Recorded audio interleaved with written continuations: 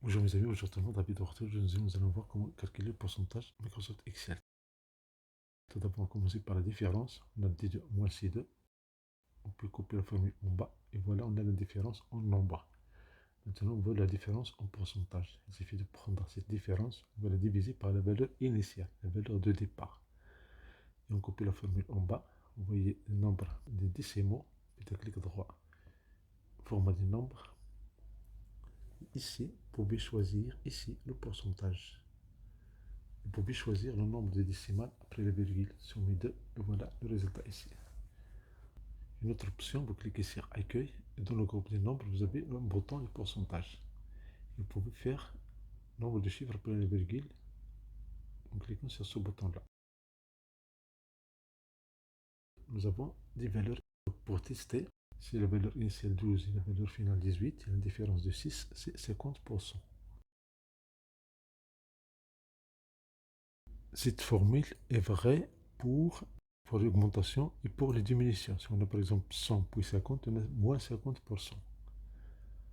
Si vous avez ici 15 et puis vous avez la valeur finale 7, vous avez moins 53%. Diviser la différence par la valeur initiale. Vous pouvez faire ça dans une seule formule. Il suffit de faire égal.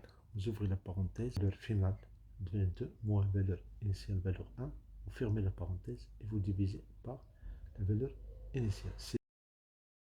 Et vous copiez la formule en bas. Vous pouvez changer le format et prendre format pourcentage. Dans cette table, nous allons calculer la variation de pourcentage. Tout d'abord, on va cliquer sur Accueil, puis mettre sous forme de tableau. On va choisir une forme comme ça et on valide. Vous allez voir pourquoi il y a beaucoup d'avantages, surtout pour copier les formules. Donc, la variation de pourcentage, c'est la valeur actuelle. On ouvre la parenthèse, moins la valeur ancienne, l'ancienne valeur. On ferme la parenthèse et on divise par l'ancienne valeur. Et voilà, vous avez ici 70%. Si on remplit, vous allez voir immédiatement. Et voilà, le calcul se fait immédiatement. Vous allez voir dans la colonne L, la formule va se copier automatiquement. Il suffit de remplir G et K. Les colonnes G, si par exemple 178, ici 200, il y a une diminution. Donc la colonne L se calcule immédiatement. Vous pouvez mettre la colonne L sous forme pourcentage et choisir le nombre de chiffres après la virgule.